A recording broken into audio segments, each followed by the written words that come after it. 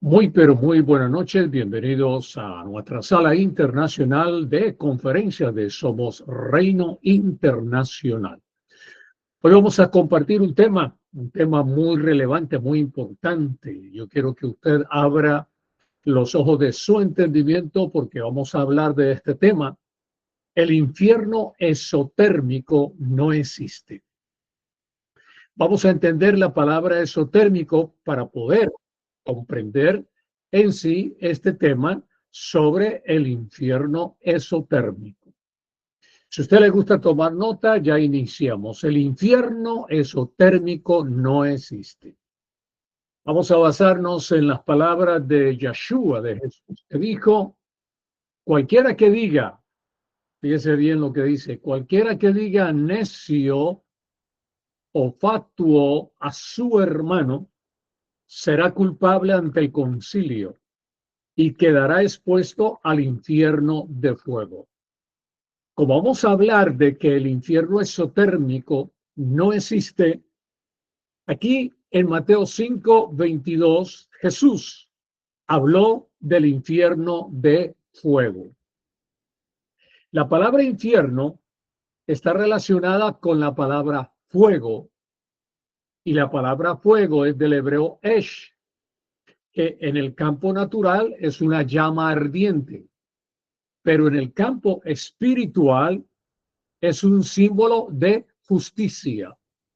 Por ejemplo, Jesús enseñó en Mateo 6, cuando en el Padre Nuestro dice, Padre nuestro que estás en los cielos. Y la palabra cielos, que es del hebreo shamayim, está compuesta por tres elementos. Rúa, que es viento, Esh, que es fuego, y Maín, que es agua. Ese es en el campo natural, en el campo cosmológico, pero tiene un significado en el campo espiritual.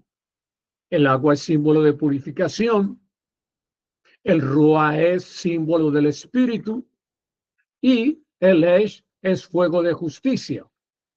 Quiere decir que, en otras palabras, Jesús enseñó, Padre nuestro que estás en justicia, Padre que eres purificador y Padre que verdaderamente mueves tu espíritu sobre la vida del ser humano. Entonces, reitero, la palabra infierno está relacionado con la palabra fuego del hebreo esh, que en el campo natural es llama ardiente y en el campo espiritual es un símbolo de justicia. Esh, como fuego, es juicio. Y este fuego, ¿sí?, es el que quemó a Sodoma y Gomorra, que fue un derrame que quemó a Sodoma y Gomorra, un derrame de justicia sobre el pecado de Sodoma y de Gomorra. Juicio es destrucción.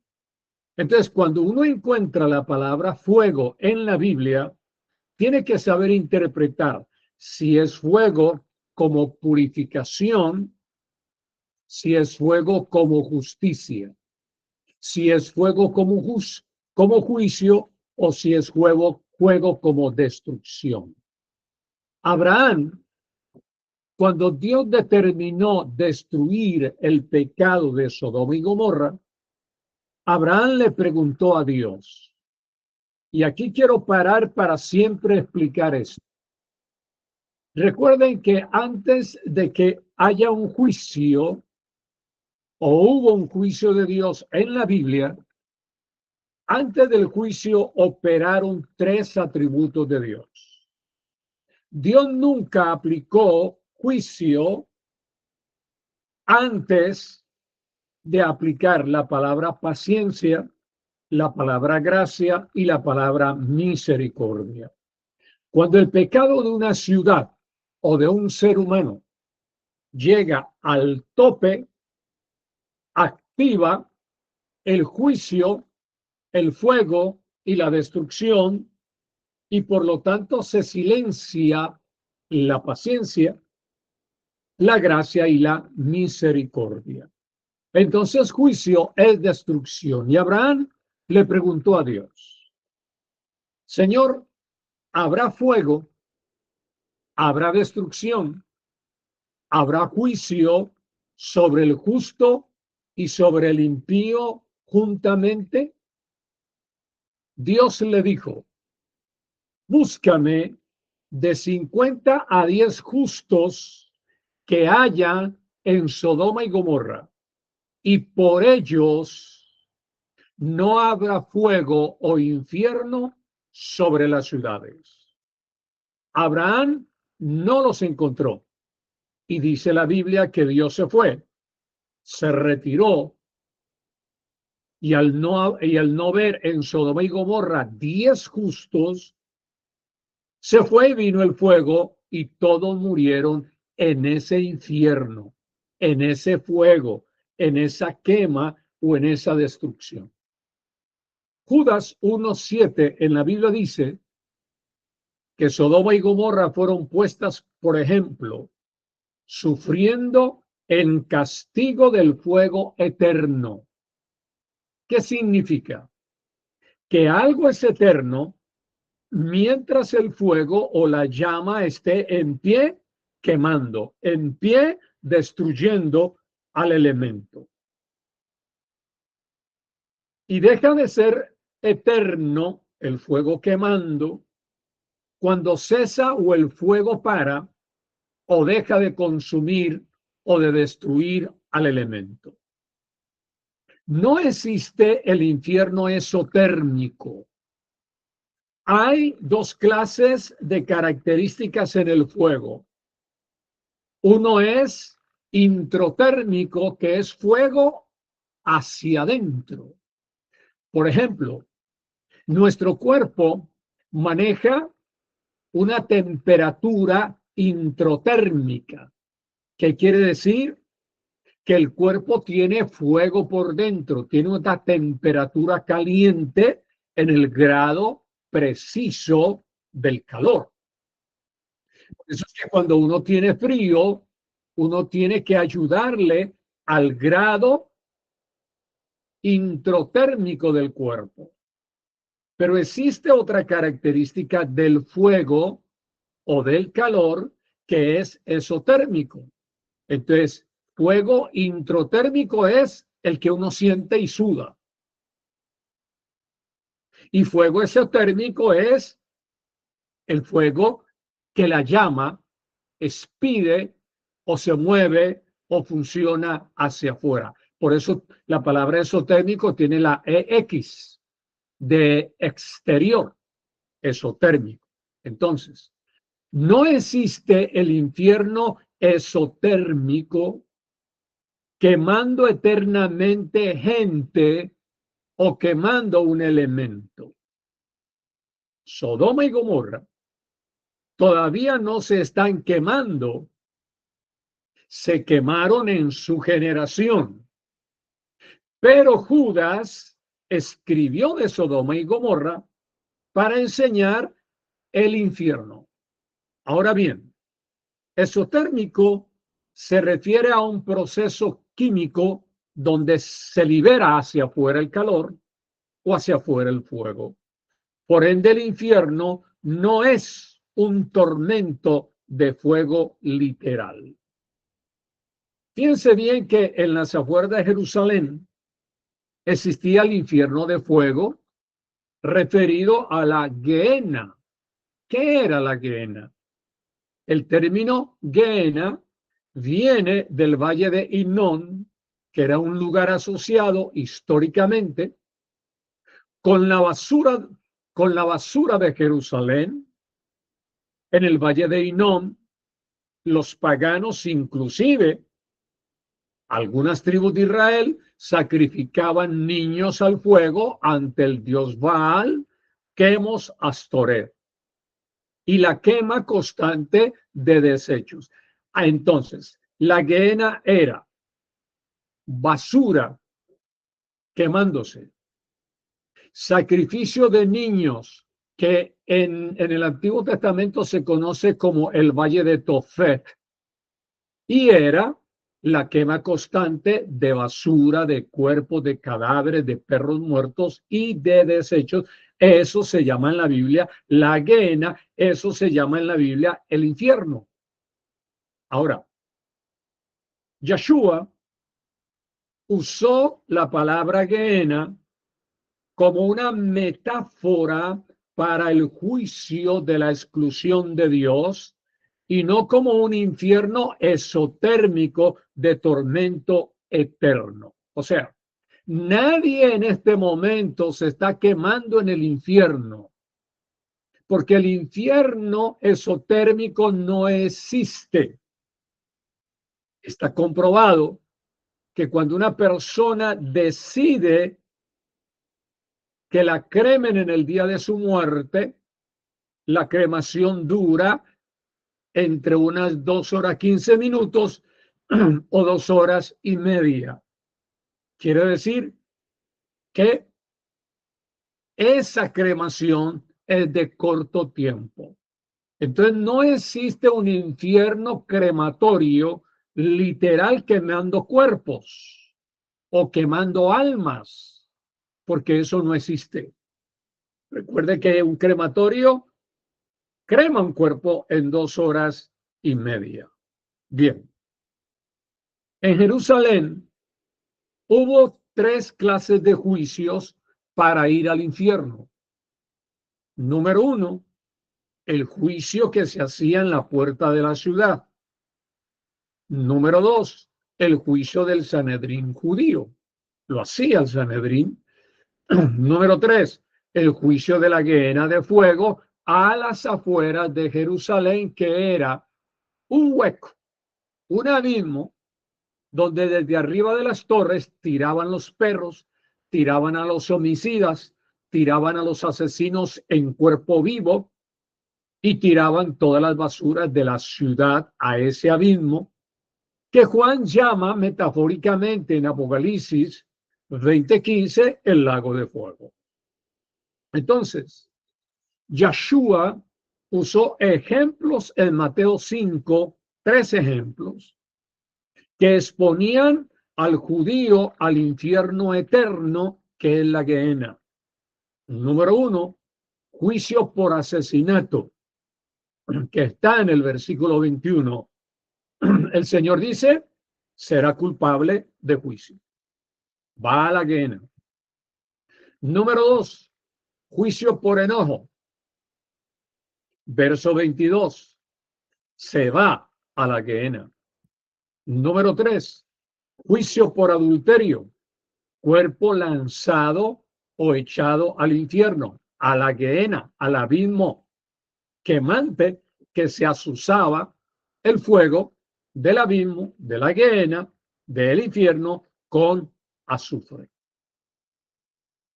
El Señor entonces usó ejemplo de trasfondo judío porque todo su auditorio que lo escuchaba era judío y conocía muy bien la Gehenna.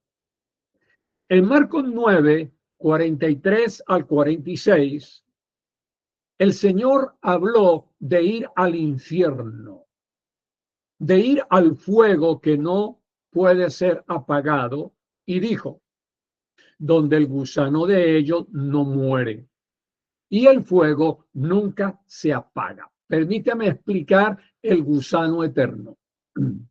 No existe un gusano literalmente eterno que no muera. Yeshua usó la metáfora del gusano que no muere porque esa metáfora la trajo del gusano que habla Isaías 64, 24 y dice, y saldrán y verán los cadáveres de los hombres que se rebelaron contra mí, porque su gusano nunca morirá, ni su fuego se quemará. Y serán abominables a todo hombre. ¿A qué se refirió el profeta Isaías? Se refirió a cuerpos vistos fuera de Jerusalén, en el valle de Hinnom, consumidos por gusanos y por el fuego. Entonces, el gusano eterno fue una metáfora y es eterno mientras esté comiendo carne. O sea que si en un basurero hay 2000 gusanos, mientras usted le tire chuleta de cerdo o le tire pedazos de carne o cadáveres, el gusano es eterno porque siempre tiene comida y nunca se le acaba. Mientras a los gusanos no se le acabe la comida, podemos decir gusano eterno. Pero si usted deja de tirarle carne a los gusanos se mueren y dejan de ser eternos. Entonces, cuando hablamos del infierno eterno, del gusano eterno, de Sodoma y Gomorra que se quemaron eternamente, está hablando de metáforas relacionadas a qué. Cuando algo, el fuego está quemándolo, mientras esté en pie quemándolo, entonces eso se llama fuego eterno. Muy bien.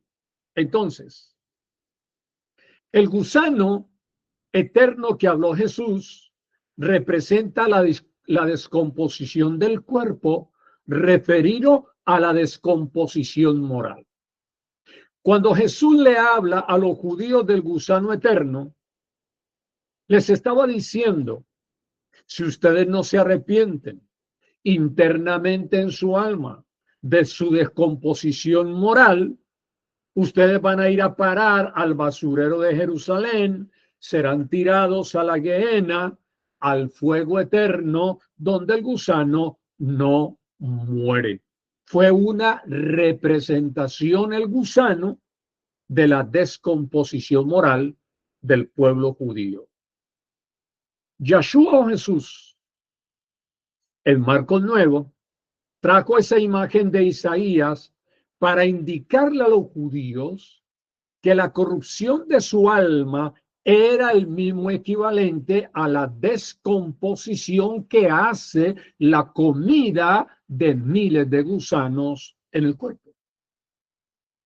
El Señor no describió un infierno literal de fuego físico lleno de gusanos literales. Habló de una metáfora. Y una metáfora es una comparación para traer una revelación espiritual. Ahora, él estaba hablándole a los judíos del tormento interior del alma que no ha sido transformada. Saben lo que hicieron, pero no se arrepintieron. El gusano entonces, amados, representa la culpa que come al alma por dentro, que corroe desde adentro. Y el fuego representa que quema, y lo que quema es el deseo y la pasión de la carne, que es el juicio que consume desde afuera por tentación. Entonces, aprendamos. Gusano y fuego juntos en un versículo muestran el estado espiritual continuo de conciencia desconectada de la luz de Cristo. El gusano representa el pensamiento repetitivo que carcome en la mente de una persona. Representa el gusano el resentimiento en el alma que no cambia en su corazón su actitud. O sea que uno puede decir, esa mujer amargada tiene gusano que se la está comiendo viva. Es decir, que ese resentimiento y ese odio la está acabando en vida. El fuego es la emoción intensa como la ira, el odio y la venganza que sigue al pensamiento de gusano que carcome. Cuando no hay perdón ni liberación el gusano no muere y la mente no se libera. Entonces, fíjense qué tan interesante estamos estudiando cómo Jesús usa la metáfora del gusano que no muere aplicado al alma que vive el tormento a través de la ira, a través del odio, a través de la venganza. Entonces el gusano muere cuando viene al alma la luz de Dios. Por eso la verdad nos hace libres del gusano que carcome al alma y del fuego que lo enciende el deseo de la carne y de la pasión. Hagamos la pregunta. ¿Por qué la Iglesia Católica se inventó el purgatorio? Dicen que el alma católica que no quedó purificada debe entrar al purgatorio, a purgar al alma. Por eso en la Iglesia Católica hay una serie de falsas doctrinas inventadas por los papas que son antibíblicas porque en ninguna parte está el purgatorio al estilo católico. Fíjense algo, la palabra fuego es del griego pur, de ahí viene la palabra purgar, purgatorio, que es purificación, donde el alma se libera del residuo pecaminoso. Quiero parar aquí para explicar algo que nos distingue a nosotros los que amamos a Dios. Nosotros no creemos en la reencarnación, creemos en la resurrección. Los budistas, los judíos que predican la reencarnación, hay muchos grupos evangélicos que predican la reencarnación, dicen que cuando el alma se muere, sale del cuerpo y queda divagando por los aires, buscando un reposo. ¿En qué cuerpo? De un elefante, de un perro, de una mosca, de una cucaracha, de un vegetal o de una planta, entrar y reposar. Entonces, los reencarnacionistas le dicen, el alma ha entrado en el cuerpo del elefante, por lo tanto allá adentro debe purgar ciertos pecados que en la vida anterior no le dio tiempo de purgar. Ahora viene la Iglesia Católica y se inventa el purgatorio, donde dice que después de la muerte el alma del católico entra al fuego del purgatorio, para purgar, para pulir, para purificar algunos pecados que no pudo purificar su alma cuando estaba en la Iglesia Católica. Y el purgatorio predica la esperanza en proceso, y por eso el rezo dice que lo saque de pena, Señor, y lo lleve a descansar. Eso es una mentira. Si la persona no descansó estando vivo, mucho menos va a descansar muerto. Mateo 11:28 dice, venid a mí y yo os haré descansar. El descanso es en vida, no después de muerto. Después de muerto es muerto. Entonces, miremos cómo la palabra de Dios elimina la reencarnación y elimina el purgatorio en Hebreos 10:14, que dice claramente que Cristo con una sola ofrenda, el Señor hizo perfectos para siempre a los que esa ofrenda, a los que esa cruz, a los que ese sacrificio santificó. Entonces, ¿qué santifica al alma? El Espíritu de Cristo. La sangre de Cristo purifica al alma y no la purifica a 3/4 y no la purifica al 70%, la purifica al 100% porque es sangre al 100% capaz de limpiar todos los pecados de un alma. Por eso es que vale la pena creer en Cristo. Vale la pena predicar el perdón de Cristo. Para eso vino, para quitar la iniquidad y para ofrecer al hombre el perdón de los pecados. En este momento, no hay nadie quemándose en vivo en ningún purgatorio ni en ningún infierno esotérmico.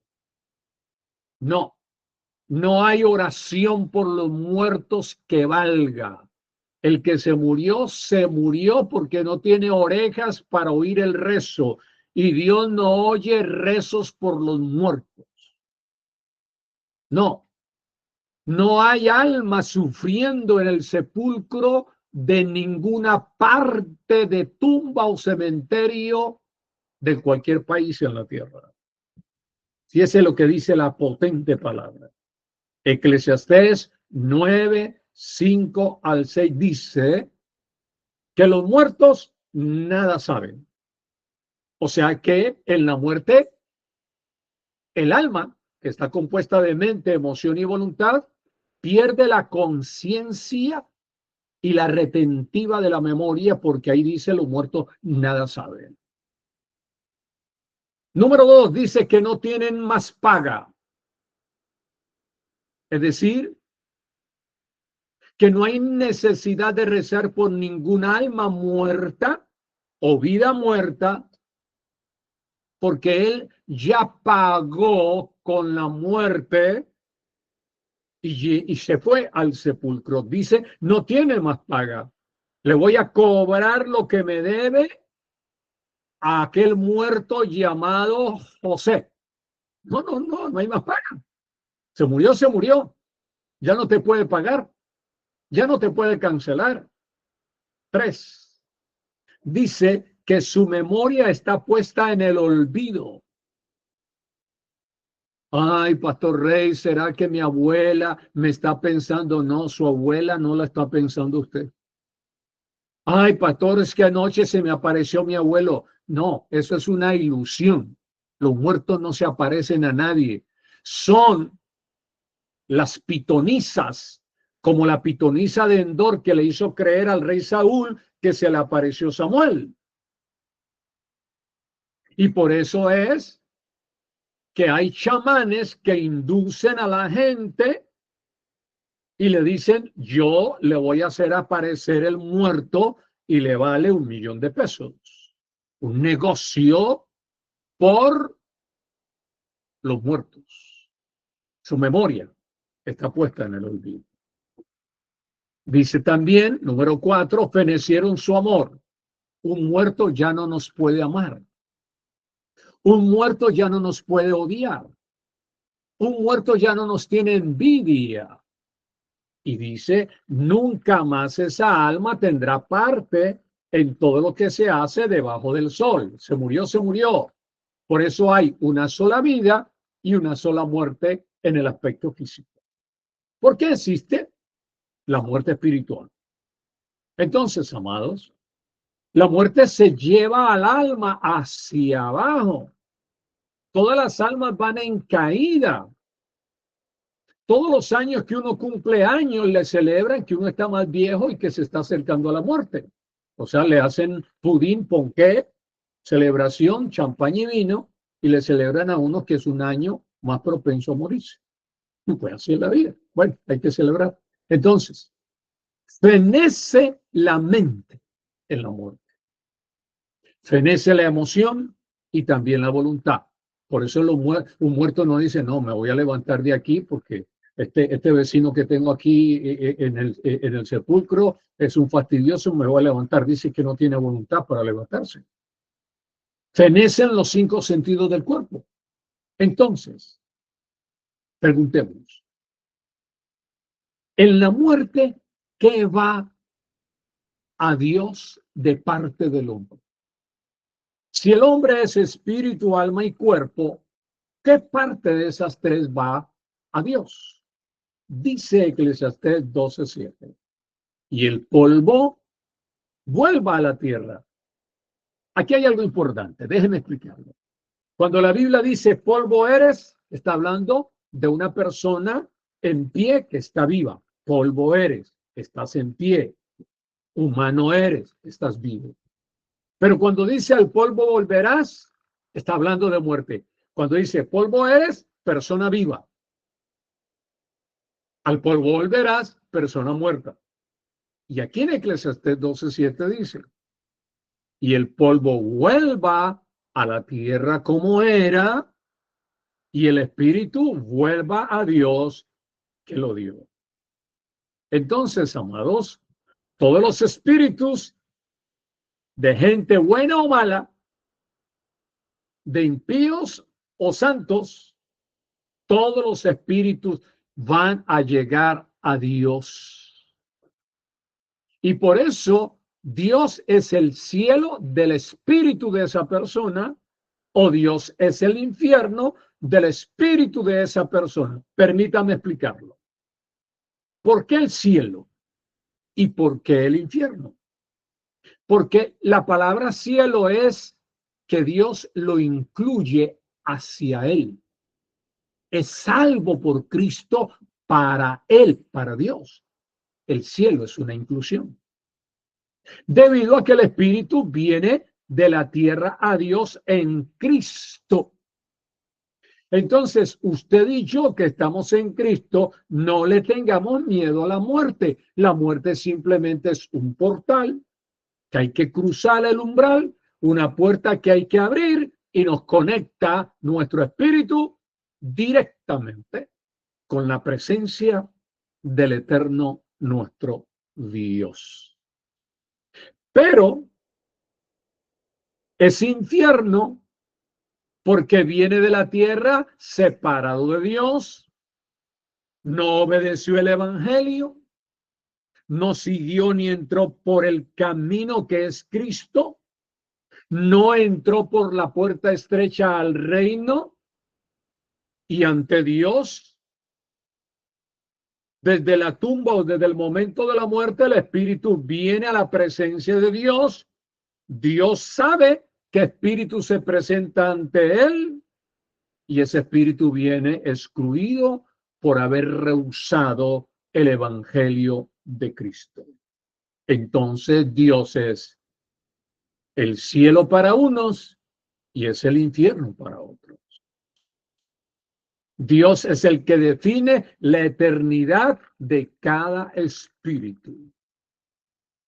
Pablo le dice en 2 Timoteo 4:22 a Timoteo que Cristo esté con tu espíritu.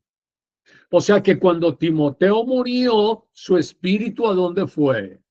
No, su espíritu no se quedó en la tumba. Su espíritu no se fue al purgatorio ni se fue al samsara o a la rueda de la encarnación.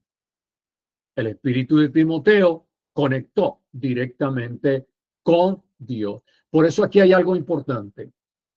Su alma no es eterna. Eso se lo inventó Platón, el filósofo griego. Su cuerpo no es eterno.